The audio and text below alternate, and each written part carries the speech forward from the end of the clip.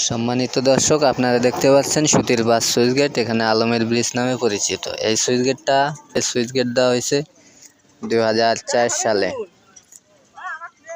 তো 2003 গেটের switch gate দেওয়ার পরে গেটে পানি বের হয় অনেক অল্প অল্প করে, কিন্তু বর্তমানে দেখতে পাচ্ছেন যে 3 গেটের একটা গেটও কাজ করে না। 3 গেটের মধ্যে 2 গেটের উপরে লোহা কে যেন কাহারা কেটে নিয়ে গেছে। তো 3 গেটই অচল, যার কারণে গত বন্যায় এটি 2014 সালের বন্যায় মাঝখান দিয়ে সড়ক ছিল, এটা সড়কটা ভেঙে নিয়ে গেছে। এখন 2014 সাল থেকে মাঝখানে বন্যায় সাঁকো দেওয়া হয়েছে। তো এই সাঁকো দিয়ে মানুষ অনেক কষ্ট করে চলাচল করছে, অনেক দুর্ভোগ পোহাচ্ছে। এই সাঁকোর মধ্যে মানুষের মহিলার বাচ্চা পর্যন্ত এই সাঁকোতে ডেলিভারি হয়েছে, বাচ্চা প্রসবে এই সাঁকোতেই হয়েছে।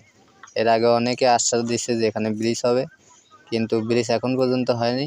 অনেকে বলছেন যে এখানে সুইচ গেটের আওতায় পড়ার কারণে ব্রিজ হচ্ছে না। তো জনগণের কথা, যদি সুইচ গেট পড়ে থাকে, সুইচ গেটের কী কী সুবিধা, সুইচ গেটের সুবিধাগুলো তো জনগণ পাচ্ছে না, কিন্তু সুইচ গেটের নামকরণ করে জনগণের দুর্ভোগ পোহাচ্ছে। এখন পর্যন্ত এই 10-15 বছর থেকে দুর্ভোগ পোহাচ্ছে, কিন্তু